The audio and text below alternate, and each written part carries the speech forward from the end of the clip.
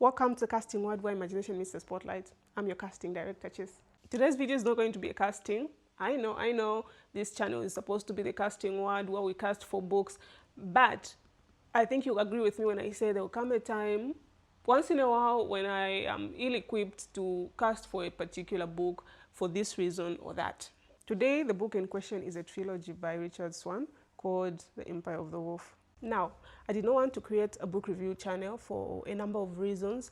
I will not go into those reasons right now, so please don't think of this as a book review video. Think of it as something less serious, like chatter. The Empire of the Wolf trilogy consists of The Justice of Kings, Tyranny of the Faith, and Trials of the Empire. The series is a dark and gripping fantasy set in a world like ancient Rome, where political conspiracies, military conflict, and personal loyalties intertwine. The story revolves around a crumbling empire led by the ruthless, corrupt elite and a military class torn between duty and survival. Central to the plot is the story of Sir Conrad, a former soldier turned lawman, and his allies caught in the conflict between his sense of justice and the harsh demands of the empire he serves. As the empire's power weakens, the characters navigate treachery, shifting alliances, and the harsh realities of a collapsing society. The trilogy explores themes of honor, power, and sacrifice, as well as the cost of loyalty in a world where the line between right and wrong is often blurred.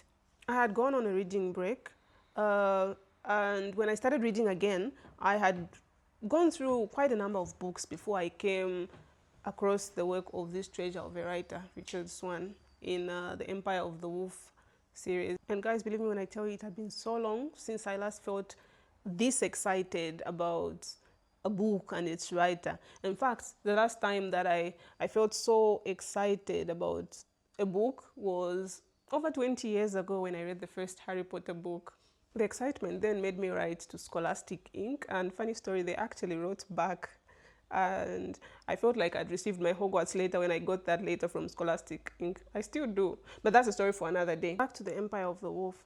The way this man writes, words are his tools and he really knows how to use them. I found the English in his books simple yet structured in quite a unique, sophisticated, fun, interesting way. The amount of detail that he provides in his books without making you feel overwhelmed with the information at all.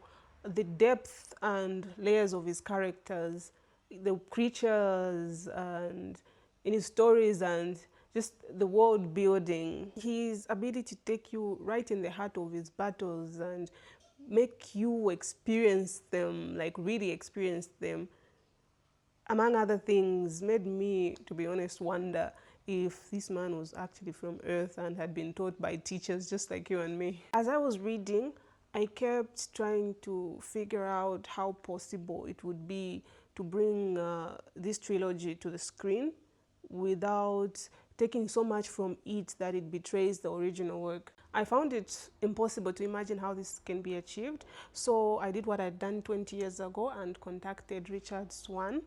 I contacted him to convince him to make me part of the team responsible for bringing his work to the screen. We had a short conversation and he was really nice. Richard Swan is very nice to all his fans. I will not be disclosing the contents of our conversation though, for the simple reason that I did not ask his permission to share with others what he told me. And no, I'm not going back to ask. If I can share this information, heaven knows I've waited out the poor man enough with my over-enthusiasm for his work.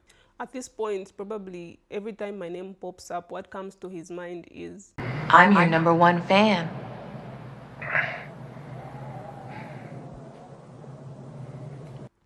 And we can't have that. We need him focused on releasing the next book in his latest trilogy, the first of which I have right here. Long story short, I personally wouldn't want to see this magnificent work brought to the screen for the simple reason that I feel it's not possible to capture all of the trilogy's magic and transport it to the screen without taking so much from it. And I think that would be so unfair to the work. Sorry, Richard. God, I love you. Anyway, I want to hear from you. Have you read this trilogy? How did you find it? What was your experience with it? Let me know in the comments down below. If you enjoyed this video, hit the like button and subscribe for more.